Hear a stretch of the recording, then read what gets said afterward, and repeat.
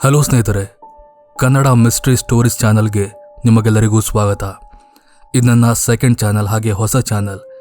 Mystery info channel ಬಗ್ಗೆ ನಿಮಗೆಲ್ಲ ಗೊತ್ತೇ ಇದೆ. ಅದರಲ್ಲಿ ಮೂವಿ ಎಕ್ಸ್ಪ್ಲೇನ್ ಮಾಡ್ತಿದ್ದೆ, ಹಾಗೆ ಹಾರರ್ ಕಥೆನ ಕೂಡ ಹಾಕ್ತಿದ್ದೆ. ಬಟ್ ಇವಾಗ ಏನು ಮಾಡ್ತೀನಂದರೆ, ಈ ಚಾನಲಲ್ಲಿ ಬರೀ ಹಾರರ್ ಸ್ಟೋರಿ ಹಾಕ್ತೀನಿ, ಹಾಗೆ ಆ ಚಾನಲಲ್ಲಿ ಮೂವಿ ಎಕ್ಸ್ಪ್ಲೇನ್. ಯಾರಿಗೆಲ್ಲ ಹಾರರ್ ಸ್ಟೋರಿ ಇಷ್ಟ ಆಗುತ್ತೋ ಅವರೆಲ್ಲ ಈ ಚಾನಲ್ನ ಸಬ್ಸ್ಕ್ರೈಬ್ ಮಾಡಿಕೊಂಡು ನನಗೆ ಸಪೋರ್ಟ್ ಮಾಡಿ ಅಂತ ಕೇಳ್ತಿದ್ದೀನಿ. ಸೊ ಹಾಗಾದರೆ ಹೆಚ್ಚಿನ ಟೈಮ್ ವೇಸ್ಟ್ ಮಾಡದೆ ಸೀದಾ ಈ ಕತೆಗಡೆ ಹೋಗೋಣ.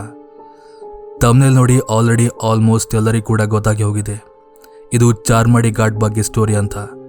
ಈ ಘಾಟ್ ಬಗ್ಗೆ ಆ ಚಾನಲಲ್ಲಿ ತುಂಬ ಸ್ಟೋರಿ ಮಾಡಿದ್ದೀನಿ, ಬಟ್ ಇದು ಡಿಫ್ರೆಂಟ್ ಆಗಿದೆ. ಹೀಗೆ ನೋಡ್ತಾ ಹೋಗಿ. ಈ ಕತೆ ಆ್ಯಕ್ಚುಲಿ ಆಗಿದ್ದು ಒಬ್ಬ ಕಂಡಕ್ಟರ್ ಲೈಫಲ್ಲಿ. ಅವನು ಆ ದಿನ ರಾತ್ರಿ ಮಂಗಳೂರಿಂದ ಬೆಂಗಳೂರಿಗೆ ಹೊರಡುವ ಆ ಒಂದು ಬಸ್ ಮೂಲಕ ತನ್ನ ಜರ್ನಿನ ಪ್ರಯಾಣ ಮಾಡ್ತಾನೆ. ಈ ಒಂದು ಕಥೆಯಲ್ಲಿ ಡ್ರೈವರ್ನ ಯಾವುದೇ ರೀತಿಯ ಪಾತ್ರ ಇಲ್ಲ, ಕಂಡಕ್ಟರ್ ಹಾಗೆ ಅವನಿಗೆ ಆಗುವಂಥ ಎಕ್ಸ್ಪೀರಿಯನ್ಸ್ ಮಾತ್ರ. ಅದೊಂದು ನೈಟ್ ಜರ್ನಿ ಆಗಿದ್ದರಿಂದ ಆಲ್ಮೋಸ್ಟ್ ಅಲ್ಲಿದ್ದ ಎಲ್ಲ ಪ್ರಯಾಣಿಕರು ಕೂಡ ನಿದ್ರೆಗೆ ಜಾರಿದ್ರು. ಚಾರ್ಮಾಡಿ ಘಾಟ್ನ ಪ್ರಯಾಣ ಹೇಗಿರುತ್ತೆ ಅಂತ ಅದರಲ್ಲಿ ಪ್ರಯಾಣ ಮಾಡಿದವರಿಗೆ ಗೊತ್ತೇ ಇದೆ. ಆ ಒಂದು ನೇಚರಲ್ಲಿ ಹೋಗುವಾಗ ಆಗುವ ಎಕ್ಸ್ಪೀರಿಯನ್ಸ್ ತುಂಬಾನೇ ಡಿಫ್ರೆಂಟ್ ಅಂತ ಹೇಳ್ಬೋದು. ಹಾಗೆ ನಮ್ಮ ಈ ಕಂಡಕ್ಟರ್ ಕೂಡ ತನ್ನ ಏನು ಕೆಲಸ ಇದೆ ಬಸ್ಸಲ್ಲಿ, ಆ ಎಲ್ಲ ಕೆಲಸವನ್ನ ಮಾಡಿಕೊಂಡು ಆ ಜರ್ನಿನ ಅನುಭವಿಸ್ತಿದ್ದ. ಅವನ ಮೇನ್ ಖುಷಿನೇ ಅದಂತ ಹೇಳ್ಬೋದು. ಆ ಬಸ್ನ ಪ್ರಯಾಣಿಕರೆಲ್ಲ ನಿದ್ದೆಗೆ ಜಾರೋ ಮೊನ್ನೆನೆ ಅವನ ಸ್ಟಾಪಲ್ಲೇ ಎಲ್ಲರ ಟಿಕೆಟ್ನ ತಗೊಂಡಿದ್ದ. ಅದಕ್ಕೋಸ್ಕರ ಅವನಿಗೆ ಈಗ ಟಿಕೆಟ್ ತಗೊಳ್ಳುವ ಕಾರ್ಯ ಇಲ್ಲ. ಅವನೇನ್ ಮಾಡ್ತಾನೆ, ಡ್ರೈವರ್ನ ಸೈಡಲ್ಲಿದ್ದ ಸೀಟಲ್ಲಿ ಹೋಗಿ ಕೂತ್ಕೊಂಡು ಅವನ ಜೊತೆ ಮಾತುಕತೆ ಮಾಡೋಕೆ ಸ್ಟಾರ್ಟ್ ಮಾಡ್ತಾನೆ. ಹೀಗೆ ಜರ್ನಿ ಸ್ಟಾರ್ಟ್ ಆಗುತ್ತಾ ಹೋಗುತ್ತೆ. ಅಂತೂ ಆ ಬಸ್ ಚಾರ್ಮಾಡಿ ಘಾಟ್ನ ಏರೋಕೆ ಸ್ಟಾರ್ಟ್ ಆಗುತ್ತೆ. ಚಾರ್ಮಾಡಿ ಘಾಟ್ನ ಏರುವಾಗ ಯಾವ ರೀತಿ ಎಕ್ಸ್ಪೀರಿಯನ್ಸ್ ಆಗ್ತದೆ ಅಂತ ನಿಮ್ಗೆಲ್ಲ ಗೊತ್ತೇ ಇದೆ. ಪ್ರಯಾಣಿಕರೆಲ್ಲರೂ ಕೂಡ ನಿದ್ದೆ ಮಾಡ್ತಿದ್ರು. ಇವಾಗ ಎಚ್ಚರದಲ್ಲಿರೋದು ಆ ಡ್ರೈವರ್ ಹಾಗೆ ಕಂಡಕ್ಟರ್ ಮಾತ್ರ. ಹೀಗೆ ಒಂದು ಆ ಘಾಟಿಲಿ ಜರ್ನಿ ಮಾಡ್ತಿರುವಾಗ ಈ ಡ್ರೈವರ್ಗೆ ಚಾರ್ಮಾಡಿ ಘಾಟ್ನ ತಿರುವಿನಲ್ಲಿ ಯಾರೊಬ್ಬ ಮಹಿಳೆ ಅಡ್ಡ ನಿಂತು ಕೈ ಮಾಡ್ತಿರುವಾಗೆ ತೋರಿ ಬರುತ್ತೆ. ಅದೊಂದು ತಿರುವು ಆದ್ರೂ ಕೂಡ ಅವನು ಅಲ್ಲೋಗಿ ಗಾಡಿ ನಿಲ್ಲಿಸ್ತಾನೆ. ಪಾಪ ಒಬ್ಬಂಟಿ ಮಹಿಳೆ ಎಲ್ಲೋಗ್ಬೇಕು ಏನೋ ಅಂತ ಒಂದು ಕನಿಕರದಲ್ಲಿ ಅವನೋಗಿ ಗಾಡಿ ನಿಲ್ಲಿಸಿದ ಕೂಡಲೇ ಆ ಮಹಿಳೆ ಮೇಲತ್ತಾಳೆ. ಹಾಗೆ ಅವಳು ವೈಟ್ ಚೂಡಿದಾರನ ಹಾಕೊಂಡಿದ್ಲು. ಬಟ್ ಇವರಿಗದು ಮ್ಯಾಟರ್ ಆಗಲ್ಲ. ಇವ್ರಿಗೆ ಬೇಕಾಗಿದ್ದು ಪ್ಯಾಸೆಂಜರ್ನ ಒಂದು ಸೇಫ್ ಆಗಿ ಒಂದ್ ಕಡೆ ಬಿಡೋದಷ್ಟೇ. ಹಾಗೆ ಆವಾಗ ಸಮಯ ಸುಮಾರು 11:15 ರಾತ್ರಿ ಹೊತ್ತು. ಆ ಮಹಿಳೆ ಯಾರು ಏನು ಅಂತ ಏನು ಕೂಡ ವಿಚಾರಿಸದೆ ಅವರು ಗಾಡಿ ಒಳಗತ್ಸ್ಕೋತಾರೆ. ಹಾಗೆ ಆ ಗಾಡಿ ಮೇಲೇರಿದ ಆ ಮಹಿಳೆ ಈ ಕಂಡಕ್ಟರ್ ಕೈಲಿ 100 ರೂಪಾಯಿ ನೋಟ್ ಕೊಟ್ಟು ಚೇಂಜ್ ಆಮೇಲೆ ಕೊಡಿ ಅಂತ ಸೀದಾ ಆ ಬಸ್ನ ಹಿಂಬದಿ ಸೀಟ್ನ ವಿಂಡೋ ಸೈಡಲ್ಲಿ ಹೋಗಿ ಕೂತ್ಕೋತಾಳೆ. ಬಟ್ ಈ ಕಂಡಕ್ಟರ್ಗೆ ಅರ್ಥ ಆಗೋದಿಲ್ಲ. ಅವಳು ದುಡ್ಡು ಕೊಟ್ಲೆ ಹೊರತು ಯಾವ ಸ್ಟಾಪ್ ಎಲ್ಲೋಗ್ಬೇಕಂತ ಏನು ಕೂಡ ಹೇಳಿಲ್ಲ. ಅದಕ್ಕೋಸ್ಕರ ಇವನೋಗಿ ಹೇಳ್ತಾನೆ ಎಲ್ಲೋಗ್ಬೇಕಂತ. ಅವಳು ಕೂಡ ಒಂದು ಪ್ಲೇಸ್ ಹೇಳ್ತಾಳೆ, ದೂರದ ಟೌನ್ಗೆ ಹೋಗ್ಬೇಕಂತ. ಇವನು ಕೂಡ ಸರಿ ಅಂತ ಟಿಕೆಟ್ ಹರಿದು ಆ ಮಹಿಳೆ ಹತ್ರ ಕೊಡ್ತಾಳೆ. ಹಾಗೆ ಚೇಂಜ್ ಆಮೇಲೆ ಕೊಡ್ತೇನೆ ಅಂತ ಹೇಳ್ತಾನೆ. ಇವನ ಆ ಮಹಿಳೆ ಕೂಡ ಸುಮ್ಮನಾಗ್ತಾಳೆ. ಹೀಗೆ ಆ ಬಸ್ನ ಜರ್ನಿ ಮತ್ತೆ ಪುನಃ ನಡೀತಾ ಹೋಗುತ್ತೆ. ಸುಮಾರು ಹೊತ್ತಿನ ನಂತರ ಅಂತೂ ಆ ಬಸ್ ಚಾರ್ಮಾಡಿ ಘಾಟ್ನ ಪಾಸ್ ಆಗಿ ಮುಂದೆ ಹೋಗುತ್ತೆ. ಅವನು ಸುಮಾರು ಹೊತ್ತು ಯಾವುದ್ರ ಬಗ್ಗೆ ಕೂಡ ಥಿಂಕ್ ಮಾಡದೆ ತನ್ನ ಮೊಬೈಲ್ನ ಒತ್ತುತ್ತಾ ವಿಡಿಯೋಸ್ನ ನೋಡ್ತಿದ್ದ. ಡ್ರೈವರ್ ಒಟ್ಟಿಗೆ ಮಾತಾಡ್ತಿದ್ರು ಕೂಡ ಡ್ರೈವರ್ ಕೆಲವು ಸಮಯಗಳ ಕಾಲ ಮಾತ್ ನಿಲ್ಲಿಸಿದ್ರಿಂದ ಇವನು ಕೂಡ ಬೋರ್ ಆಗಿ ಮೊಬೈಲ್ ನೋಡೋಕೆ ಸ್ಟಾರ್ಟ್ ಮಾಡಿದ್ದ. ಹಾಗೆ ಅವನು ಕೂತಿರುವ ಏನ್ ಪ್ಲೇಸ್ ಏನಿದೆ ಅದರ ಮುಂದಿರುವ ಆ ಬಸ್ನ ರೇರ್ ಮಿರರ್ ಕರೆಕ್ಟ್ ಆಗಿ ತೋರ್ತಿತ್ತು. ಹೀಗೆ ಅವನು ಮೊಬೈಲ್ ಒತ್ತ ಸಾಕಾಗಿ ಆ ಮಿರರ್ ಕಡೆ ಅವನ ಗಮನ ಹೋದಾಗ ಶಾಕಿಂಗ್ಲಿ ಅವನಿಗೆ ಆ ಮಿರರ್ ಅಲ್ಲಿ ಒಂದು ಭಯಾನಕವಾದ ದೃಶ್ಯ ತೋರಿ ಬರುತ್ತೆ. ಅದೇನಪ್ಪ ಅಂದ್ರೆ, ಆವಾಗಷ್ಟೇ ಬಂದಿದ್ಲಲ್ಲ ಆ ಮಹಿಳೆ ವಿಂಡೋ ಸೀಟ್ ಹತ್ರ ಕೂತಿದ್ದವಳು, ಅವಳೇನ್ ಮಾಡ್ತಿದ್ಲು, ಒಂದೇ ಸಮನೆ ತನ್ನ ತಲೆನ ಆ ವಿಂಡೋಯಿಂದ ಹೊರಗಾಕಿ ವಿಚಿತ್ರವಾಗಿ ನೋಡ್ತಿದ್ಲು ಕಾಡಿನ ಕಡೆ.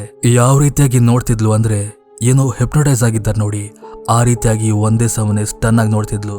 ಇವನಾಗಿ 1-2 ನಿಮಿಷ ನೋಡ್ತಾನೆ, ಏನೋ ಗಾಳಿ ತಗೋತಿರ್ಬೇಕು ಅಂತ ಸುಮ್ನಾಗ್ತಾನೆ. ಆದ್ರೆ ಆ ಮಹಿಳೆ ಬರೋಬ್ಬರಿ 5-10 ನಿಮಿಷಗಳ ಕಾಲ ಆ ವಿಂಡೋ ಇಂದ ತಲೆನ ಹೊರಗಾಕಿ ವಿಚಿತ್ರವಾಗಿ ನೋಡ್ತಿದ್ಲು. ಇವನಿಗೆ ಕೂಡ ನೋಡಿ ಸಾಕಾಗುತ್ತೆ. ಅವನೇನು ಹೇಳಲಿಕ್ಕೆ ಹೋಗಲ್ಲ, ಯಾಕಂದ್ರೆ ಖಾಲಿ ರೋಡ್, ಯಾವುದೇ ವಾಹನ ಬರಲ್ಲ, ಏನೂ ಅಪಾಯ ಆಗಲ್ಲ ಅಂತ ಅವನಿಗೆ ಗೊತ್ತಿತ್ತು. ಅದಕ್ಕೋಸ್ಕರ ಸುಮ್ಮನಾಗ್ತಾನೆ. ಅದಾದ 5 ನಿಮಿಷ ನಂತರ ಮತ್ತೆ ಚೆಕ್ ಮಾಡ್ತಾನೆ. ಆವಾಗ ಆ ಮಹಿಳೆ ತಲೆದ್ದಿರೋದಿಲ್ಲ. ಇವಾಗಾದ್ರೂ ಆ ಮಹಿಳೆಗೆ ಬುದ್ಧಿ ಬಂತಲ್ಲ ಅಂತ ಇವನು ಸ್ವಲ್ಪ ನಗುತ್ತಾ ಅಲ್ಲೇ ಕೂರ್ತಾನೆ. ಹೀಗೆ ಗಂಟೆಯುವಾಗ ಸುಮಾರು 2 ಆಸುಪಾಸಾಗಿರ್ಬೋದು. ಕೊನೆಗೂ ಆ ಮಹಿಳೆಯ ಸ್ಟಾಪ್ ಬರುತ್ತೆ. ಇವನು ಕೂತಲ್ಲಿಯೇ ಆ ಸ್ಟಾಪ್ ಬಂತು ಇಳ್ಕೊಳ್ಳಿ ಅಂತಾನೆ.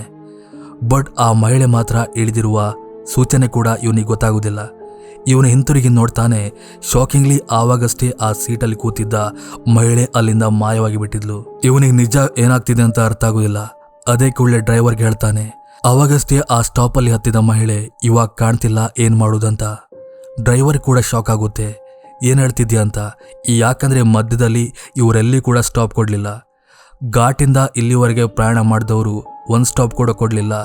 ಅಂಥದ್ರಲ್ಲಿ ಆ ಮಹಿಳೆ ಹೇಳ್ಕೊಳ್ಳಿಕ್ಕೆ ಹೇಗೆ ಸಾಧ್ಯ ಅಂತ ನಿಜವಾಗ್ಲೂ ಅರ್ಥ ಆಗುದಿಲ್ಲ. ಅಕ್ಕಪಕ್ಕದ ಪ್ಯಾಸೆಂಜರ್ಸ್ನ ಕೇಳುವ ಅಂದ್ರು ಯಾರು ಕೂಡ ಎಚ್ಚರವಾಗಿಲ್ಲ. ಸ್ಟಾರ್ಟಿಂಗಿಂದ ಗಾಢವಾದ ನಿದ್ದೆಯಲ್ಲಿದ್ದವರು ಇವಾಗ ಕೂಡ ನಿದ್ದೆ ಮಾಡ್ತಾನೆ ಇದ್ದಾರೆ. ಆದ್ರೆ ಅಲ್ಲಿದ್ದ ಒಬ್ಬ ಪ್ರಯಾಣಿಕ ಮಾತ್ರ ಎಚ್ಚರವಾಗಿದ್ದ. ಅವನು ಹೇಳ್ತಾನೆ, ನೀವು ಆ ಮಹಿಳೆನ ಕರ್ಕೊಂಡು ಬಂದು ಕೂರಿಸಿದ್ದು ನಾನು ನೋಡಿದ್ದೆ. ಆ ಮಹಿಳೆಗೆ ಟಿಕೆಟ್ ಕೊಟ್ಟಿದ್ದು ಕೂಡ ನಾನು ನೋಡಿದ್ದೆ. ಬಟ್ ಆಮೇಲೆ ನಾನು ತನ್ನಾಗೆ ನಿದ್ರೆ ಹೋದೆ. ಯಾವಾಗ ನಿದ್ರೆ ಹೋದೆ ಏನಂತ ಗೊತ್ತಿಲ್ಲ. ವಾಪಸ್ ಕಂಡುಬಿಟ್ಟಾಗ ನಿಮಗೆ ಶಾಕ್ ಆಯಿತು, ನಂಗೆ ಕೂಡ ಆಯ್ತಂತ. ನಂಗೆ ಗೊತ್ತಿರುವ ಹಾಗೆ ಆ ಮಹಿಳೆ ಬಸ್ಸಿಂದ ಇಳಿದೋಗ್ಲಿಕ್ಕೆ ಚಾನ್ಸ್ ಇಲ್ಲ. ಅದ್ಯಾವುದೋ ದುಷ್ಟ ಆತ್ಮ ಇರ್ಬೋದು, ಈ ರೀತಿ ಬಸ್ಸಲ್ಲಿ ಪ್ರಯಾಣ ಮಾಡಿರ್ಬೋದಂತ. ಆ ಮಾತು ಕೇಳಿ ಈ ಕಂಡಕ್ಟರ್ ಆಗಿ ಡ್ರೈವರ್ಗೆ ನಿಜವಾಗ್ಲೂ ಶಾಕ್ ಆಗುತ್ತೆ. ಅದಾದ ನಂತರ ಹಾಗೆ ಜರ್ನಿ ಮುಂದುವರಿಸ್ತಾರೆ. ಅವ್ರು ಅದ್ರ ಬಗ್ಗೆ ಜಾಸ್ತಿ ತಲೆ ಕೆಡಿಸ್ಕೊಳ್ಳಿಕ್ಕೆ ಹೋಗಲ್ಲ. ಅದಾದ ನಂತರ ಒಂದು ಸಿಟಿ ಬರುತ್ತೆ. ಅಲ್ಲಿರೋ ಟೀ ಶಾಪ್ಗೆ ಹೋಗಿ ಈ ಕಂಡಕ್ಟರ್ ಆ ವ್ಯಕ್ತಿ ಒಟ್ಟಿಗೆ ಆಗಿದ್ದ ಘಟನೆನೆಲ್ಲ ಹೇಳ್ತಾನೆ. ಆವಾಗ ಆ ವ್ಯಕ್ತಿ ಹೇಳ್ತಾನೆ, ಸುಮಾರು ವರ್ಷಗಳ ಹಿಂದೆ ಒಬ್ಬ ಮಹಿಳೆ ಅದೇ ಚಾರ್ಮಾಡಿ ಘಾಟಲ್ಲಿ ಬಸ್ಸಿಂದ ಆಕ್ಸಿಡೆಂಟ್ ಆಗಿ ಮೃತಪಟ್ಟಿದ್ಲು. ಆವತ್ತಿಂದ ಅವಳ ಆತ್ಮ ಆ ಒಂದು ಘಾಟಲ್ಲಿ ತಿರುಗಾಡ್ತಿದೆ. ಅವಳು ಆ ದಿನ ಬಸ್ ಮೂಲಕ ತನ್ನ ಮನೆಗೆ ಹೋಗ್ಬೇಕೆಂಬ ಹಂಬಲದಲ್ಲಿದ್ಲು. ಬಟ್ ಆಕ್ಸಿಡೆಂಟ್ ಆದ ಕಾರಣ ಅವಳಿಗೆ ತನ್ನ ಮನೆ ಹೋಗ್ಲಿಕ್ಕೆ ಆಗ್ಲಿಲ್ಲ. ಅದಕ್ಕೋಸ್ಕರ ಅವಳ ಆತ್ಮ ಇವಾಗ ಕೂಡ ಸಿಕ್ಕ ಬಸ್ ಹತ್ತಿ ಮನೆ ಹೋಗ್ಲಿಕ್ಕೆ ಪ್ರಯತ್ನ ಪಡ್ತಿದೆ ಅಂತ ಕತೆ ಇದೆ. ಇದು ಆಕ್ಚುಲಿ ಆ ಚಾರ್ಮಾಡಿ ಘಾಟ್ನ ಕತೆ ಅಂತ ಆ ವ್ಯಕ್ತಿ ಮಾತು ತಿಳಿಸ್ತಾನೆ. ಇದು ಅಲ್ಲಿ ಆದಂಥ ನೈಜ ಘಟನೆ ಅಂತ ಹೇಳ್ತಾರಷ್ಟೇ. ಬಟ್ ಕೆಲವ್ರ ಪ್ರಕಾರ ಇದೊಂದು ಫೋಕ್ಲೋರ್. ಯಾರೋ ಒಬ್ರು ಸಣ್ಣ ಮಕ್ಕಳಿಗೋಸ್ಕರ ಮಾಡಿದಂಥ ಒಂದು ಕಟ್ಟುಕತೆ ಬಾಯಿಂದ ಬಾಯಿಗೆ ಹರಿದಾಡಿ ಇವಾಗ ಅದು ನೈಜ ಘಟನೆ ಅಂತ ಬಿಂಬಿತವಾಗಿದೆ ಅಷ್ಟೇ. ಬಟ್ ನನ್ನ ಪ್ರಕಾರ ಹೇಳಬೇಕಂದ್ರೆ ಆ ರೀತಿ ಆ ಘಾಟಲ್ಲಿ ಅಮಾನುಷ ಶಕ್ತಿ ಇರ್ಬೋದು. ಬಟ್ ಈ ರೀತಿಯಾಗಿ ಬಸ್ಸಲ್ಲಿ ಹತ್ತಿ ಅವರಿಗೆ ಹೆದರಿಸುವುದಲ್ಲ ನಿಜವಾಗ್ಲೂ ಕೂಡ ಒಂದು ಫೋಕ್ಲೋರ್ ಅಂತಲೇ ಹೇಳ್ಬೋದು. ಸೊ ಇದು ಆ್ಯಕ್ಚುಲಿ ಈ ಚಾನಲ್ನ ಮೊದಲ ಕತೆ ಇಲ್ಲಿಗೆ ಎಂಡ್ ಆಗುತ್ತೆ. ನಿಮಗೆ ಕತೆ ಇಷ್ಟ ಆದರೆ ಅಥವಾ ಇಂಥದ್ದೇ ಕತೆ ಇನ್ನೂ ಕೂಡ ಬೇಕಂದರೆ ನನ್ನ ಚಾನಲ್ಗೆ ಸಬ್ಸ್ಕ್ರೈಬ್